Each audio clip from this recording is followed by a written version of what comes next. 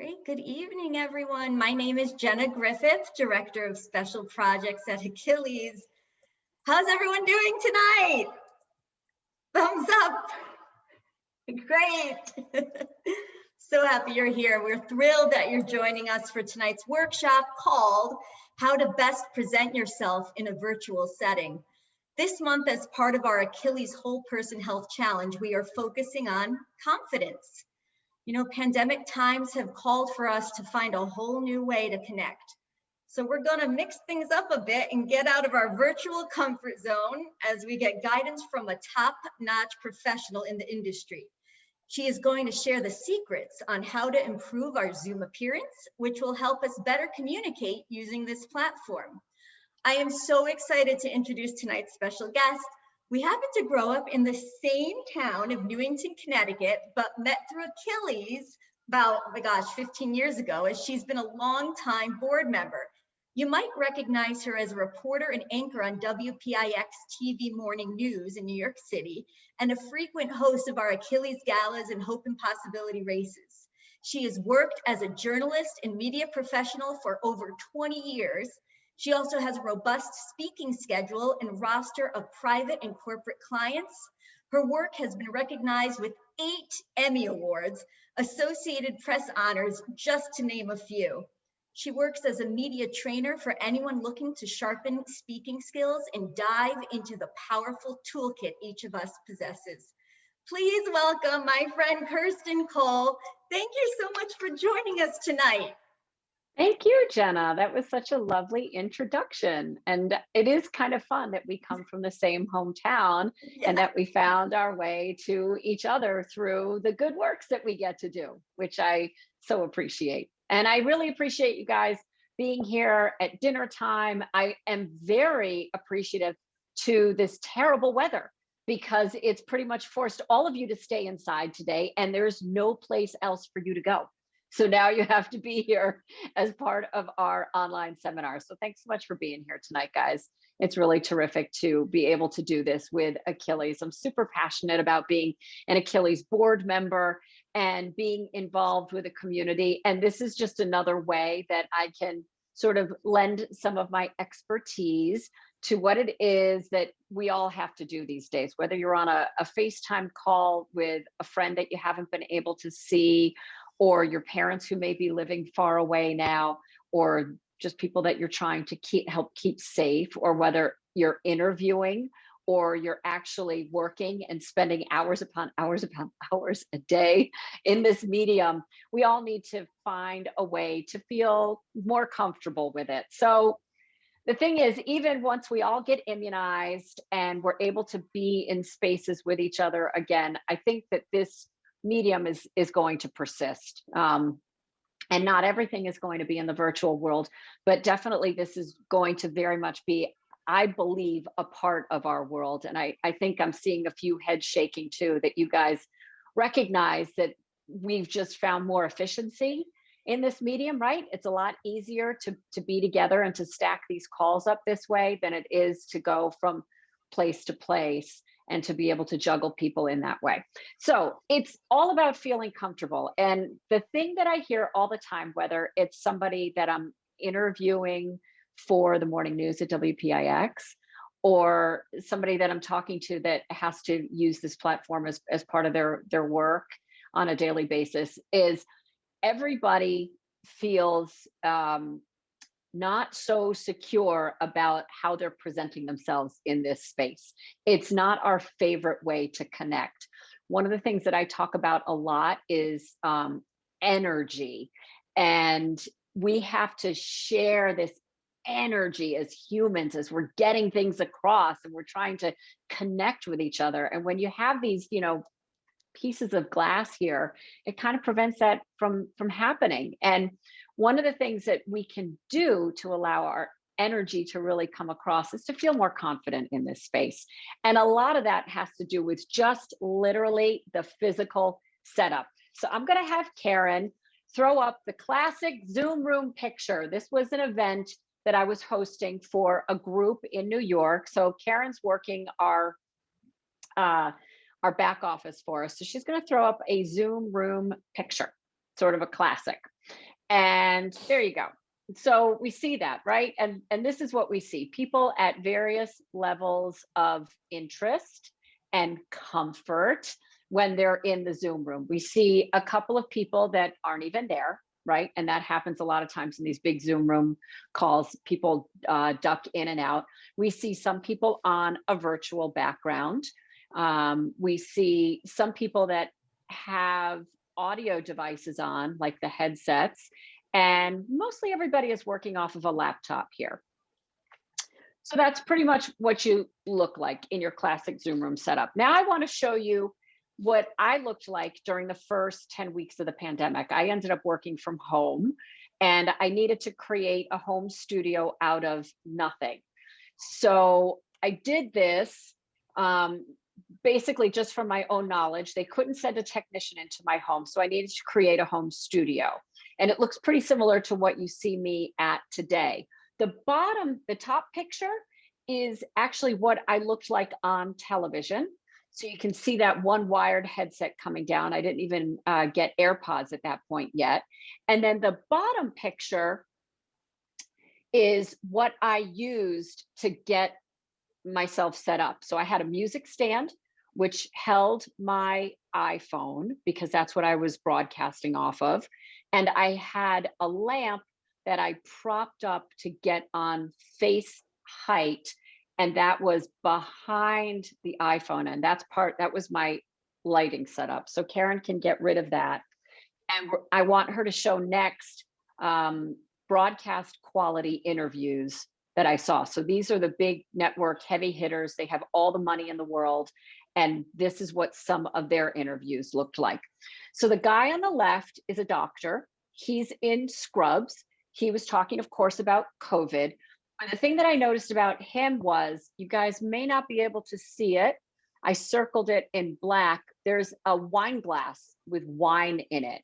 And this was an interview that aired at 7, 8 o'clock in the morning. And the guy's got a wine glass behind him. It was probably left there the night before, I'm assuming. But the thing that I focused in on as a journalist is I'm trying to listen to what this doctor is saying, and all I can think about is the backstory that I'm making up for his glass of wine sitting there on his bookcase. Now, the picture on the right is Hoda Kotb, one of my favorite people and broadcasters, and Jenna Bush Hager on the right. Now, Jenna also did not get a professional setup for her studio at home. And the reason why I can tell that is because her laptop or camera is way down below her. It's shooting up her nose, and you see her ceiling and a lot of wall space. It's not a flattering shot at all. We're gonna talk about all these things. We're gonna come back to them. And then on the bottom left, you see Carson Daly, and he's got a big bright window behind his head. And if you can see this, if you can focus in, if you notice on the left side of his face, it's very bright. There's like a bright light on the left side of his face. And so it's unbalanced in the lighting. And then the last woman on the right is what I like to call my judgmental grandmother. So I don't remember what her interview was about, but I created this whole story in my head because she was up very high. She is literally looking down her nose at me, right? Her eyes have to focus down because that's where her device is. And I feel like she's passing judgment on me. It's like a priest or a minister in a pulpit on high passing judgment. And Karen, you can come back out now. What does all of this mean? What it means is that everybody has challenges when they're on Zoom, whether they're on a broadcast network show or whether they're just in a Zoom room. We all have these challenges, but there are really simple ways to fix them. And that's what I want to talk about now. So let's go ahead and put up the graphic. So I've got a few simple steps for you guys on how to create a better home studio. The first thing you want to focus on is your background. If you notice my background, so I'm a mom, right? And I want to make everybody feel comfortable. And I put pictures of my kids there and a wedding picture, and then just a little fun object in the back. Sometimes I'll have fresh flowers there if I have them. What you don't see in my picture is a half full glass of wine. You're never going to see that in my picture because this is my studio. And that would not give the right message unless I was doing a show on how to make cocktails. And then I would have a full glass of wine in the picture. But you want to make sure that you get this. And one of the things that I do is I create what's known as depth of field. So I don't want to be with my back up against the wall, very flat on the wall. I create some depth, right? So if you notice, I've just got space between me and the back there. It just looks a little bit more spacious. It's a little nice. And you just want to do something. You can have a very lovely, if you have a big print, a beautiful piece of art that you like, you just have to make sure that you're at the same height, that you get it at the right height with your chair, which, you know, mine can go down and I can also raise it up so that I can get myself to the right height. Okay. The next thing that you want to do is we're going to talk about what it is that you're connecting on. A lot of you are on laptops, right? Especially if you're doing a business call or you need to look at any materials while you're on work calls, laptops are a favorite. They're not my favorite because your phone has a far better camera. And that's why I choose to broadcast off of an iPhone. Even though it's flipped around, the camera's flipped around, the camera on the other side is better. But this camera is much better than the one that you're going to get on your laptop, because when laptop manufacturers were making your laptop, they weren't as focused on the camera because it wasn't all about zoom, which is now so much of the function when it comes to the laptop. So my choice always, I love to use an iPhone. And if you need to, you can prop that up on a little tripod, which can cost you like $8 to $10 on Amazon. And you can even put that behind a laptop so that you can still use your laptop, but you want to broadcast from a good quality device. The next thing we need to do, that we need to talk about, is we must look each other in the eye. This is so important. Remember when I showed you the picture of the judgmental grandmother looking down at everybody? That is literally the subliminal message that you're sending to people when you look down. You want your camera or your laptop to be directly across from you at eye height. And mine is actually up just a teensy bit because I like that angle. And you can achieve that again with a tripod or a laptop stand. But then you can also lift it up and place it onto Amazon boxes, old organic chemistry textbooks, if you still have them around, a phone book. Who has a phone book? Encyclopedias. Who has encyclopedias? But anything that's big and thick and that will raise it up. So you want to be looking somebody in the eye. Why? This is a typical human way that we communicate, right? As much as we can, we want to be able to look people in the eye. So I want you to be able to do that with your device too. The next thing that we have to worry about, I'm going to try to turn you all into engineers. Lighting and audio. Those are really, really, really important. One of the things you guys notice about my shot as I'm sitting here on the call with you is it looks good, right? And you're saying to yourself, she's on TV. She knows how to do that stuff. It's actually pretty easy. The main thing is lighting, which can be achieved best with a ring light. Karen, you've got a picture of a couple of ring lights that we can show people. Can we throw that in there to let them know? Otherwise, I can take my phone off and show everybody what a ring light is. If you have that graphic handy. Let's see. Yeah, there you go. So you can see there are a couple different versions. The big one on the left is the one that I broadcast with, and it runs about $80 on Amazon. Might be a little bit of an investment, but if you're going to be using it for the next 3 years, it might be something that you want to invest in. And that one's great because it has a tripod and it has a couple areas that can telescope up and down. So you could actually present standing up. Those things fanning out on the right-hand side, the orange and the white, those are filters. It may seem high tech, it's pretty low tech. You're balancing warm light, which is the orange, versus cool light, which are the whitish blue ones. And that depends on how much other light you're competing with in your space.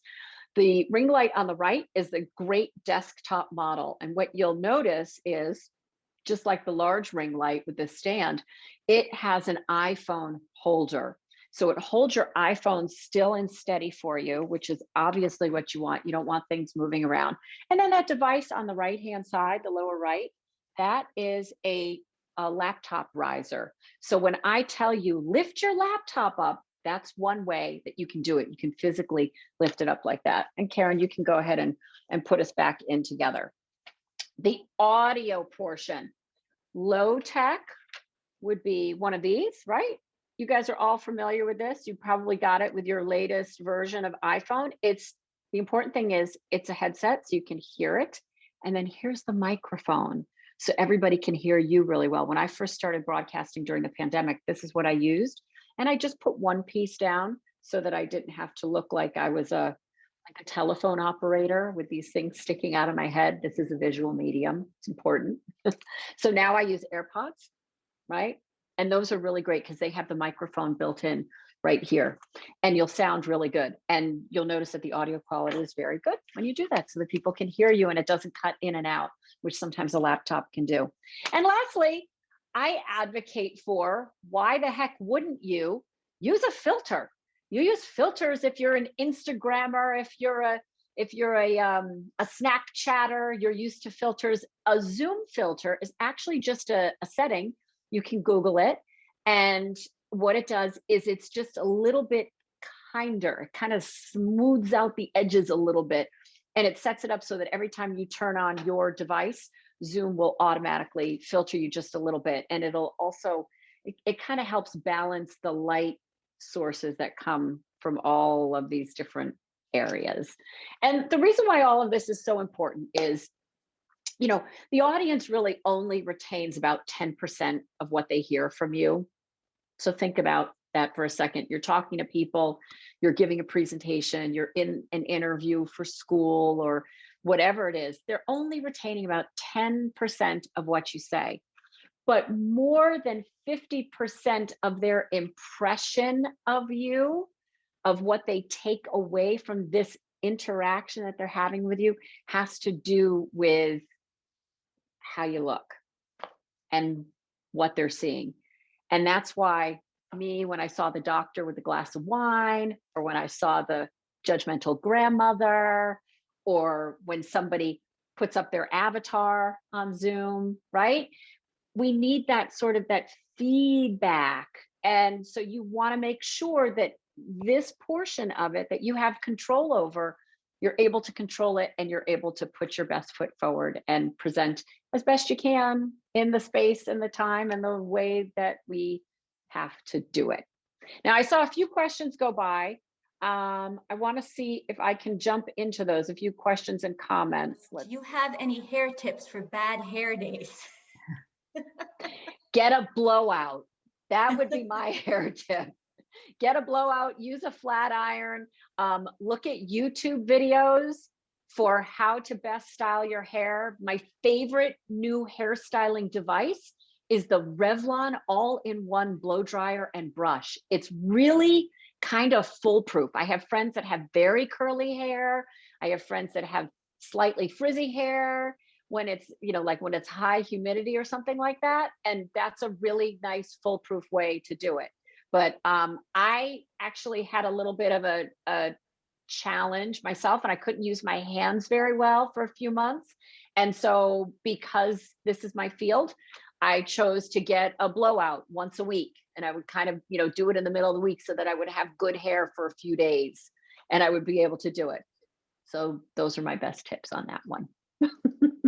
There's a question about the Zoom filter, where to buy, how to use. Okay, what you need to do is just Google, how do I put on the Zoom filter? And it will either give you a version for Mac or for a PC. And you literally just follow the directions and set that up on your Zoom call. And I think the rest are some really nice comments. They love your shirt because it, complements your beautiful blue eyes. Ta-da! And during the pandemic, we didn't have to buy suits anymore. I didn't need to buy dresses or shoes. So really what I invested in was a larger collection of blouses. Because here, I'm going to show you my secret. Are you ready for my secret? I'm wearing workout pants. Yes. And slippers. On You're wearing slippers. You're not wearing heels, are you? You know I got my slippers on. Me too. Come on. Come on. It's the best part of being in the Zoom world. But you would never know, because I got my hair done and I'm wearing my blouse. Oh, right. Okay. A couple of questions. You could choose one makeup as a must-have. Which would it be? I'm sorry, I'm going to have to give you 4. Concealer, because I have never met an under eye that I didn't want to conceal. Powder, because there's just something about being shiny on camera. And so you just need to powder that down. Mascara, because you want to be able to see those eyes. And lastly, an ode to my grandma, lipstick. Never go out of the house without some lipstick on. Thank you, Grandma Mimi. So. True that. That's what my grandma said as well. Never go out of the house. A couple more questions, then I know we're going to go into breakout rooms. We have about 3 more minutes. How do you gracefully handle home interruptions in a professional scenario? That's a good question. Oh my God, I know. I was literally a few minutes late joining us for our technical run through because my dog was barking. My son was running into the house. He had his snow boots on. The dog was on the loose and needed to be fed. So, listen, it's life. You just apologize. You say, I'm so very sorry. Don't do what that British guy did with his wife when she crawled in after the kid on the walker and was like dragging the kid out. I mean, acknowledge it. You just turn around and you just say, I'm so sorry. I'm at home with my son. He's on remote learning today, and then address it and away it goes. Great. Which late night talk show host do you think has the best remote setup? Okay, so I wake up between 2 and 3 a.m. I don't watch late night hosts, but Jimmy Fallon is my favorite guy. And I'm imagining they all have incredible teams to come in and set them up at home so they didn't have to use the old yellow lamp like I did. But we all make do with the space we have. There you go. I think we have time for a few more. Is clothing colors important when you have a plain background? I mean, I always think a little bit of color is nice, but I have days when I can't figure out how to wear anything other than a black sweater. So the main thing is you want to feel really comfortable in what you're doing. And so I hear this from everybody that I'm about to interview on air, to extremely high-powered, highly compensated people who have really big deal jobs in the corporate world. And everybody says, I don't like the way I look on camera. I really hate doing this. And then they'll ask me a question. How can I do it better? How can I make myself look better? Why do I have to look so old? Why do I have to look? I mean, I feel like I look 25 pounds heavier on camera. So the thing is, if you have those negative messages running through your head the whole time that you're in this interaction, or if they're in and out and they're saying, you don't look good and your hair doesn't look good and that blouse looks terrible on you, or I really should have flossed my teeth before I got on. I advocate for flossing all the time, by the way. Those are the things that are going to impede you because you're not going to be able to work on your messaging, and your energy is really going to be sucked down because of that. I feel really good about being here with you guys tonight. And so what comes across? You want to hear what I have to say. We're having a good time. We're having some laughs. I'm making you feel comfortable. I'm giving you a few tasks that may be new to you, but like everything that comes across for me is just like, it should be like warm and accessible, but also informed, authoritative. She knows what she's talking about. So those are the things that I want to hit. So I have to make sure that everything is right. If I were sitting here in front of you with my hair pulled back in a ponytail and a really bulky sweatshirt, and my dog was barking behind me, and there was like a pile of junk right here, I would not be able to focus on anything. So I want you guys to be able to nail the stuff that you can control. So then you can really focus on your messaging, which is the second part of our seminar tonight. Thank you, Kirsten. A lot of good questions from our audience today. We have a Yes. good crew. So are we ready to do the breakout rooms, Kirsten? Is this now a good time? Great. Yeah. Okay, so we are going to divide up into 4 groups at random. Kirsten is going to be leading one of the groups, one of those 4, and Achilles staff members are going to be leading the additional 3. We have instructions on how to create your Zoom room, your setting. We're going to work with you.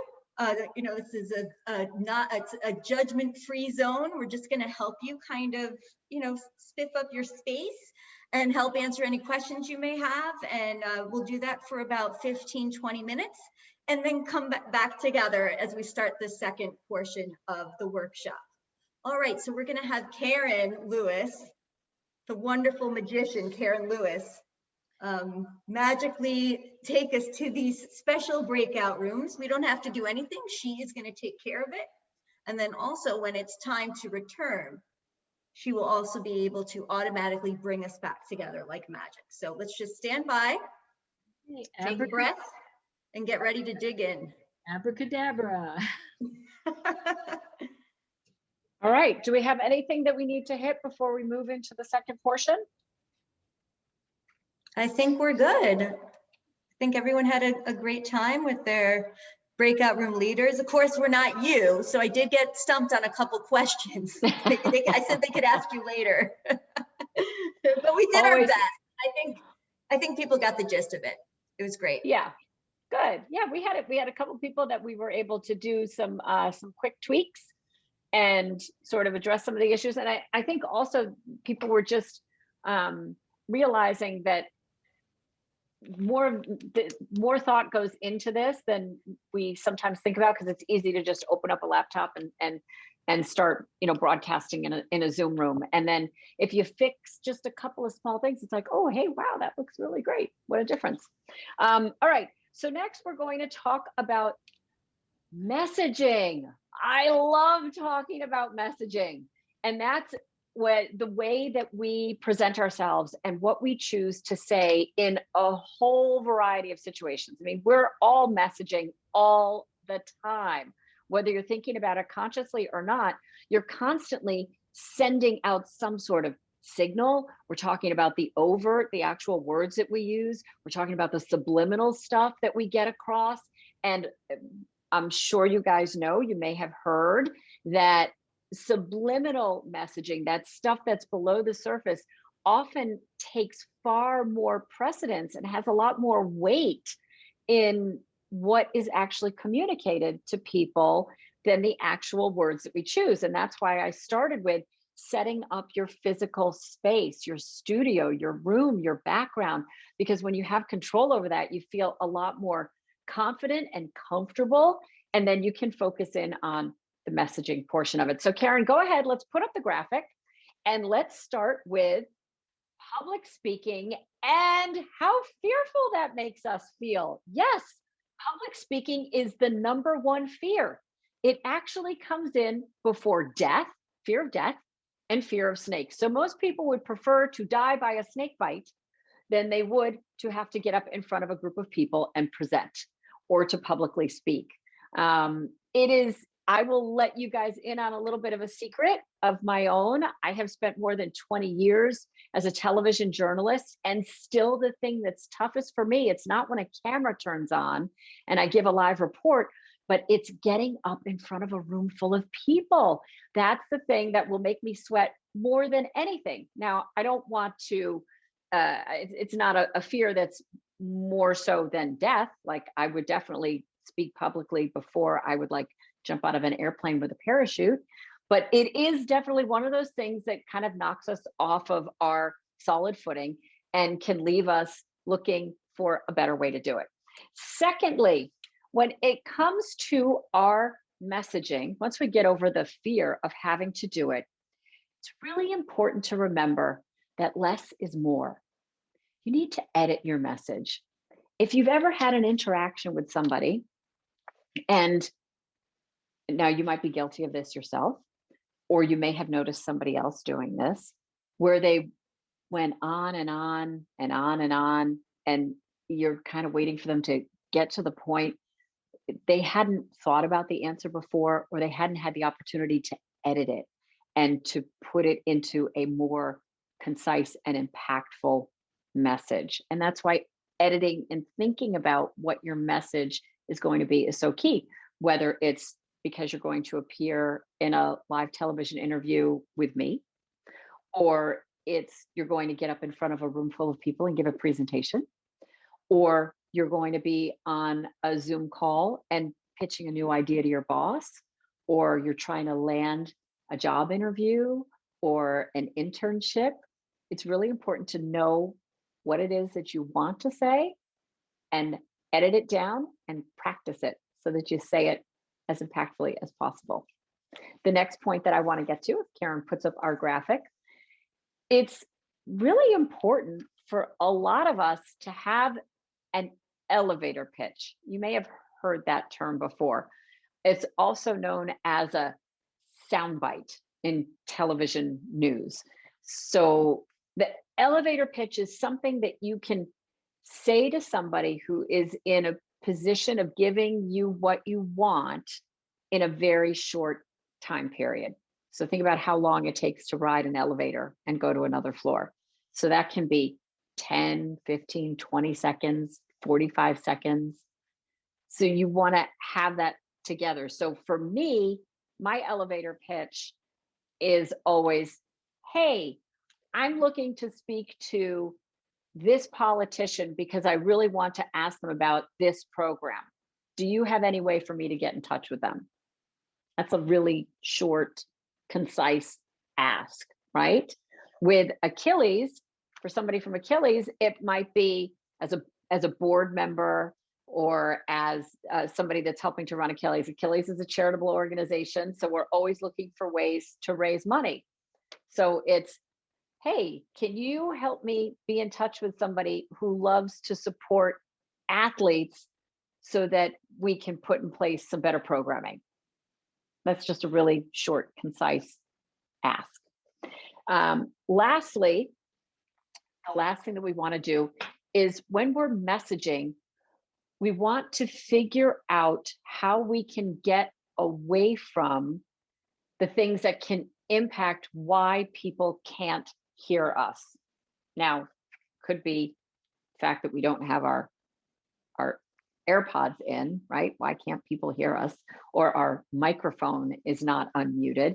But it can also be the distractions that can be occurring in this space or any other space that lets somebody focus on something other than your message, which is the reason why I advocate for taking control of this space and making it the best it can be so that it's sort of calm and it's inviting, and then I can rise to the forefront so that you can actually hear what it is that I'm talking about. Because while an audience or somebody that you're speaking to only retains about 10% of what it is that you're saying, 55% of your message overall comes from appearance.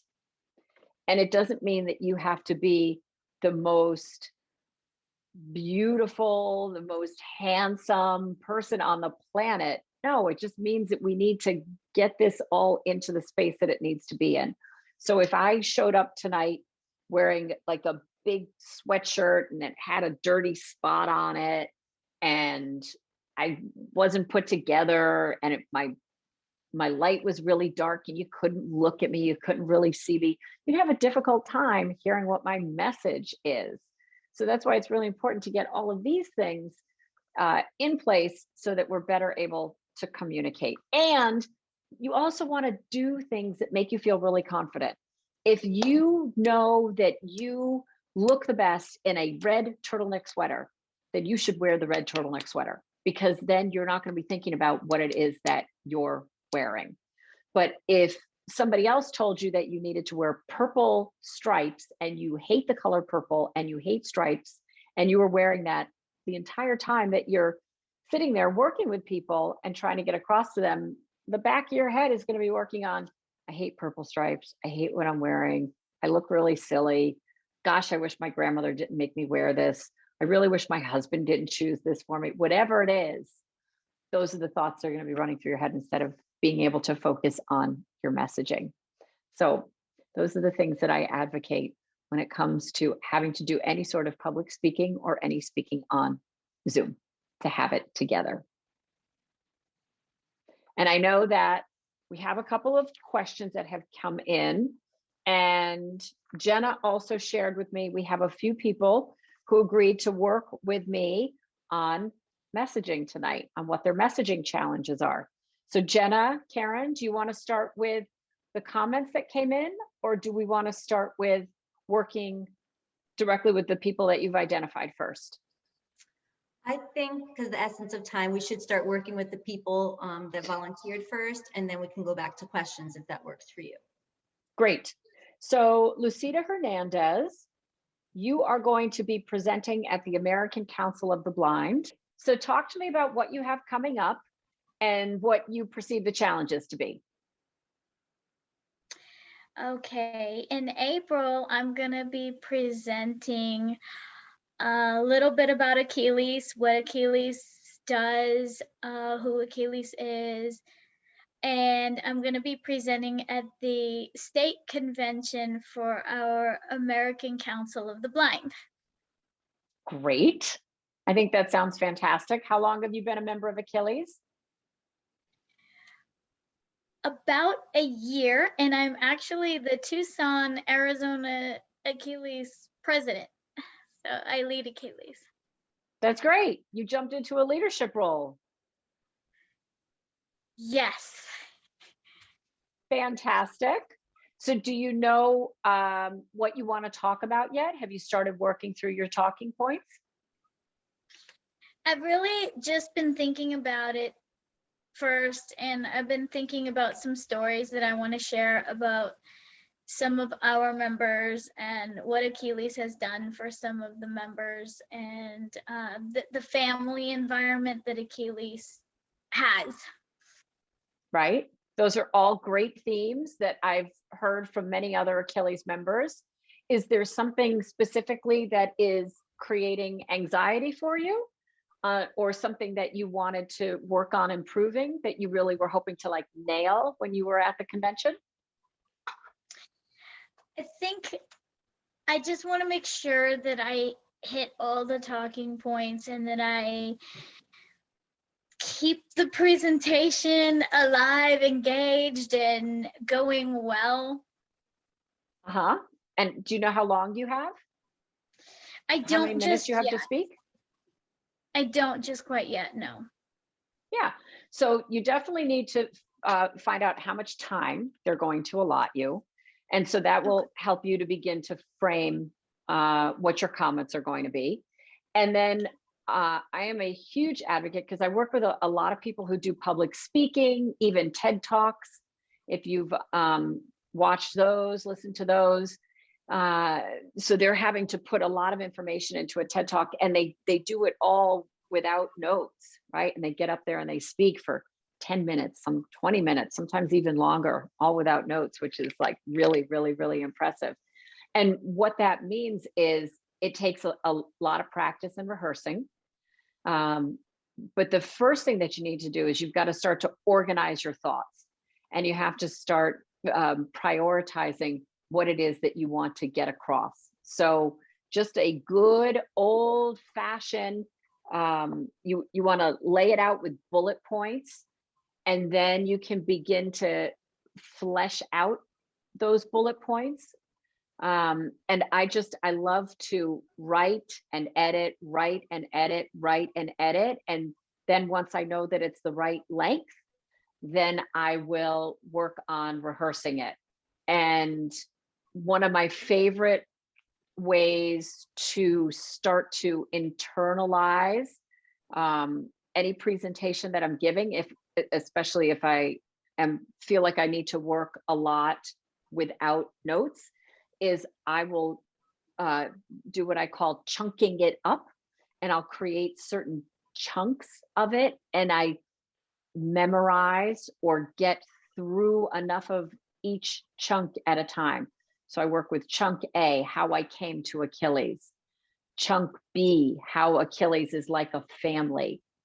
Chunk C would be how all of the work that I do with Achilles has helped to reflect positively in other areas of my life.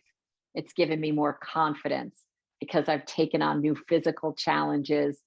I recognize that I can take on other challenges in life. So I approach it that way, and getting it into segments. So that way I feel like I've nailed, that first segment, the hello, right? You always want to come out with a good hello.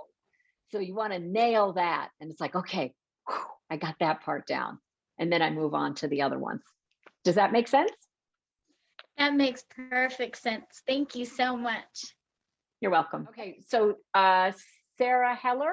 Sarah, I think you volunteered and said you wanted to ask a question about public speaking.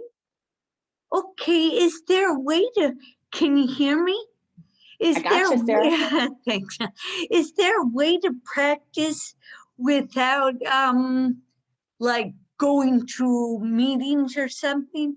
Like, is there a way to practice not public speaking by not saying too many ahs, or just better talker? Sure. Okay. There are a couple ways to practice. One of my favorite ways to practice is in front of the mirror, because then you can talk to yourself, and Yes. that's somebody that you feel comfortable with, right? Yeah, that's good. And you can also, you get feedback. So one of the great things about you when I'm speaking to you, Sarah, is your enthusiasm. You have a smile that lights up the world. So that is, that's huge. So that's terrific to be able to get that kind of feedback from yourself in front of the mirror. And then you can think about, all right, what are the typical situations where I'm interacting with somebody, and do I want to have a better elevator pitch? So I'm thinking, because you're an Achilles member, you probably get a chance to talk to people about Achilles when you get to meet them for the first time, right? Yeah. And you're like a brand ambassador, right? You're like an influencer, because you're like walking the walk when it comes to Achilles.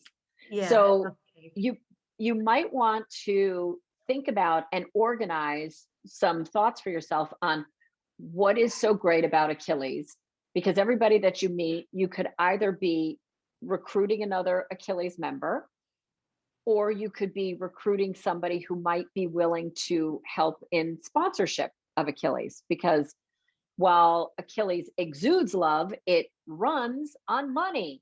So we're always looking for donors. So if you think about how could I best speak about Achilles, and either get somebody to want to be a member themselves, or to be involved as a donor or a volunteer, how could I do that? So you and I are meeting for the first time, right? I'm like, oh, hi, Sarah. Nice to meet you. I'm Kirstin. Sarah, I see that you have an Achilles shirt on. What's Achilles all about? Yeah, okay. It's just really fun. Thank you. So I'm asking a question. So what's Achilles about? So go ahead, give me something. This is just the best team. We run with guides to practice running, and it's just the greatest. It's on the spot. It's hard to say everything good, but it's really, really great. Thanks. It is really great, Achilles. It is. And Yeah. and I'm so glad to see so many people here tonight and to see how many people it's impacted positively and beyond just running. It's not just a running team or a running club. It's a club that extends its benefits of membership to so many different levels, right? Like Yeah. even tonight. Yeah. So Jenna, I saw a couple of questions go by. Yeah. Do we want to throw them out into the group for everybody to interact with? That's a great idea. Here's a good one. When addressing your screen, do you look into the camera or do you look at the face of the person you're talking to? So I am looking right dead center into the middle of my screen. If I look at the camera, so you see how it looks right now when I'm looking at the camera? It seems like I'm looking a little bit off to the side. Whereas if I look dead center, I think it looks a little bit more centered. But it's hard. I mean, one of the ways that you can kind of cheat your way around this is just back up from the screen a little bit. And that way they can't tell exactly where you're looking. But that way you could sort of bounce between the faces, which I like to do, and then also make direct eye contact. Because sometimes direct eye contact can almost be a little uncomfortable. Have you guys ever experienced that? Where when you're on screen with somebody and they're kind of like really drilling into you, it can almost make you feel a little like uncomfortable. So sometimes just a little distance is good. And that way you can move your eyes around. Great. This is from Sarah Heller. Is there a way to practice public speaking without going to Toastmaster meetings? Ooh, I like that. Yes, you can practice to your stuffed cat. You can do a whole variety of ways to do this. So all my clients know they get mirror time, which is practicing in the mirror. And then I have other places where I feel really comfortable where sometimes I will work through some of my messaging, and that would be the shower. The shower is like really relaxing. It's kind of silly, but it's also a place where like I get a lot of great ideas too. Like sometimes when you're just relaxed and like the water's on you, it's known as being like psychics say they get messages in the shower because they relax so much. I know it sounds a little kooky, but it's a safe space. I will also, if any of you are drivers, I know in the city, a lot of us don't have cars, but depending on where you live in the country or whatever, I will turn off the radio and I will literally la la la la la la la la la la la la la like talk my way through a lot of things, even in the car, and work stuff out there. But I like writing a lot of it out and editing that way, figuring it out, and then I start working through. I was saying before how you have to chunk presentations. I like to work through my chunks in the shower, in the car, wherever. But it's really important to speak it out loud, not to just think it. You really have to actually say it out loud. Part of it. Great. Do you have time, Amber? Is it Amber Desjardins? She has a question. She wants to work with you briefly. She wants some feedback for an upcoming speaking event. Do you have a moment? The Amber, if you can unmute Amber, Karen, if you don't mind unmuting Amber. Yeah, can you hear me? Yes. Hey Amber, how you doing? Hi, good. You? Good, thanks. I had wanted feedback because I'm doing a speaking event where I'm going to be a part of a panel with several other people talking about a cause that I'm close to on trans athletes in sports, and share my experience as a trans athlete and disabled athlete as well. So I was wondering if you had any feedback or advice when you're public speaking on a panel. Yes. If this is something where you are trying to advocate for something, make sure you know what your main message is. And in a panel situation like that, maybe you can get across, I don't know how long the panel lasts for and how many people are there and how, what the Q&A is or whatever, but sort of like a rule of three. What are the three most important, impactful things that I want to get across? And you should be able to distill your messaging down like into a sentence, like one sentence. I'm Amber, I'm a trans athlete, and I think that X, whatever it is, that, everybody should be accepted in competitive sports, period. What you need to get sort of three messages. And then if you have the opportunity to sort of backfill that and provide more supporting evidence or anecdotal evidence, that's great. But you want to try to get that into like an impactful soundbite. It's important that we accept all athletes on every playing field, regardless of their gender identity. Whatever your statement is, you really want it to be good and impactful. And again, I would advocate, write them out, find the exact words that you want to use. And if you can speak that sentence several times, it's really important, because remember, it can take people multiple hearings before they actually kind of like get that and internalize it. And people need to hear things 5 times before they can recognize it and hold on to it. Thank you. You're welcome. Good luck. Any other questions come across? Yes. Xavier asked,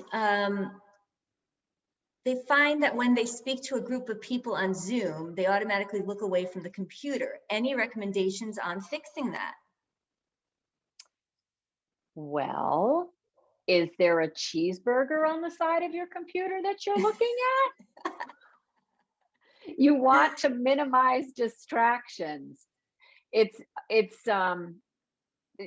for all of you that are spending a lot of time on Zoom, it's hard. It's hard to stay focused. We're like, used to multitasking. We're used to doing a million things all at once. It's hard to stay focused. But you definitely want to minimize your distractions so that you can stay in. And if you have to do something else, put up your avatar so that you can step away, because the last thing that you want to do is be like this the entire time with your head down, like looking at your notes. That's one of the reasons why I know people like to use a laptop, because they can stay engaged. They can have different things up on their screen, right? And you can still kind of work a little bit. So I know that's one of the reasons why people like to use a laptop versus an iPhone, because it's all kind of right there and you feel a little bit more present. But it's hard to do. I get it. Feel ya. It's almost like the fear of looking somebody in the eye in person and kind of looking in, at somebody in the eye in Zoom too, right? It sometimes is a nervous habit too. We just look the other way if you're trying to make a point, and it's working on that as well. Yep, it is. It's a skill. And like I've said at multiple other times during this presentation, we all have to practice it, whatever part of this you're really trying to work on. Whether it's training for a marathon or training to be on Zoom, if you want to do it right. Yeah. Practice is key.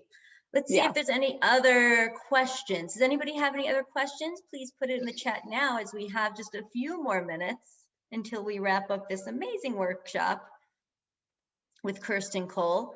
Okay, this is from Mauricio, how do I regain composure after losing train of thought while on a Zoom meeting? Ooh. Let's see. One of the things that you can do is have notes for yourself. When I advocate, when people are presenting on Zoom or any place else, Post-it notes are your best friend. If you have a few things that you need to try and get across, put them on Post-it notes. Don't make them like really tiny, small handwriting, scribbly, like just a few words. Like you might want to put in advocate for Achilles, look in the eye, smile. Even that can be a good one to have on there, because a smile is just, it's so warm and welcoming. And sometimes we get so caught up in what we're talking about or trying to remember our place that we forget to be personable.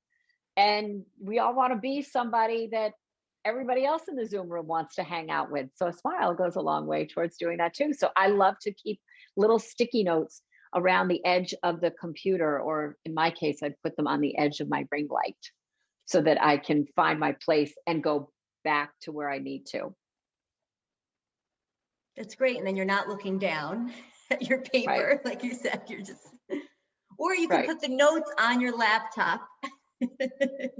Like me, that's my trick too. All right. Yeah, everybody has different tricks. Right? Oh, everyone tricks. Simon asked about vocal quality versus content. Oh, okay. So there are psychological studies that say that vocal quality matters more than the actual words that you're using. There is one that's a little debated, that vocal quality is like 38% of what we communicate versus our words are only 7% of what we communicate. I would argue that those two percentages are not 100% accurate. Obviously, you think about your favorite broadcasters or journalists, or they tend to have a deeper, more resonant voice, but it's not everything. It's not everything. Does it help? Sure, but we can't do much to change our voice. What we can change, though, is our ability to use what we have in our toolkit. And you'll feel, I think, more confident about using your voice and trying to find different ways to manipulate that if you are already 100% confident in what your message is going to be. So if you've written down what your message is going to be, if you've rehearsed it, if you've practiced it in front of the mirror, then you can think about varying up your vocal quality and trying to put more emphasis in certain places by maybe dropping your resonance down a pitch. I mean, I don't know how much you guys want to work on stuff like that, but it's definitely something that you can toy with.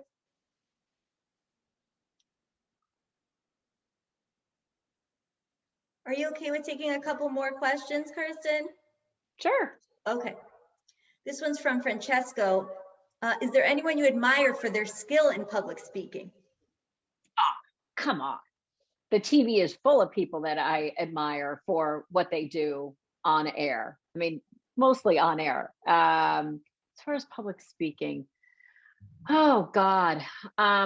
Tom Brokaw, I've had the opportunity to see him speak. He did a great job because he was able to energetically hold the audience really well. He had great pacing and the ability to weave a story, which I so admire. I love Hoda Kotb, as I said to you guys before, from the Today Show, because I just think she's so incredibly real and human and accessible and smart and competent. I love David Muir on World News Tonight, because I think that he just has a huge amount of credibility and he's just a great, energetic storyteller. So those are some of my faves.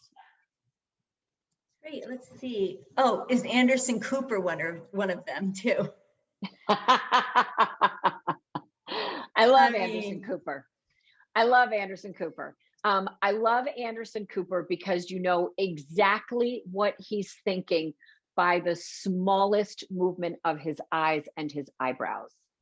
you can read so much into what he thinks just by watching his eyes. And so I love him for that. And he's very no nonsense. Especially during the New Year's Eve broadcast. All right, someone's asking about the colors of clothing. I think we went through that. It's wear what you feel comfortable in. And then as far as shoes, maybe this is questions for an in-person speaking engagement for females. What type of shoe is the best? Kitten heels, since podiatrists recommend this heel height as ideal. What do you recommend, as far as in-person? Vice President Kamala Harris is rocking sneakers, and man, I am so happy. And I hope that is a trend that gets widely accepted, because if I could wear sneakers everywhere, I would be so much happier. But I also admire women that can wear a killer power heel. I mean, to be able to rock a stiletto, it looks very powerful and elegant. I don't know how it feels for you specifically. Every woman's foot is different, but whatever you do, make sure it's a good looking, clean shoe. So if you're a gentleman, make sure that your shoe is polished. It's not scuffed. You don't want a 17-year-old pair of sneakers. You want to make sure that it's all pulled together. So there's a uniform no matter where you're speaking, right? If you're speaking in front of a bunch of Achilles athletes in Central Park, your uniform is one thing.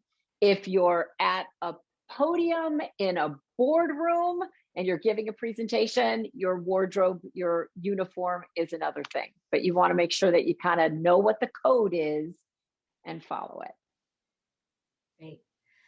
All right, well, it is just about time. I know, Kirstin, you have to wake up in a few hours for your broadcast. Can you let everyone know again your time so we can watch you, what channel, what days, because you're incredible. We really appreciate you taking the time tonight, into your sleep time, I should say, to help us work through, our Zoom fears and achieve our Zoom potential. Really, this was so helpful, this workshop, and we're so grateful to have you as part of the Achilles team. But we want to watch you on TV. So can you remind us when you're on, what channel, and then any final thoughts? Sure. So Monday through Friday, I'm on the Pix 11 Morning News, which runs from 4:30 a.m. to 11 a.m. I usually join a little bit later at 5:30 in the morning, and then I'm on through 10 o'clock, through the 10 a.m. hour. But it's easy to stay in touch with me on all of my social media platforms, Kirstin Cole TV on Instagram, Facebook, and of course the Twitter, where I'm going to rate my room, or at least check into that, because Michael turned me on to that little fun thing to do on Twitter. Excellent. Well, thanks again. We will be putting a recording of this event on social media in a few days. So look for that, and also share it on your own social media channels. Share with your friends who maybe missed tonight. Kirstin, we can't thank you enough for joining us. And thank you guys. You're a great audience, and you've had great questions. I really appreciated it. And I hope all of your Zoom games get taken up at least one notch, so that you're just that much more prepared for your Zoom time. Amen to that. All right, everyone, have a great night. We'll see you again. We have lots of other events planned in the next month, so stay tuned. Check out AchillesInternational.org and our social media channels as well. Have a good night. Good night, everyone.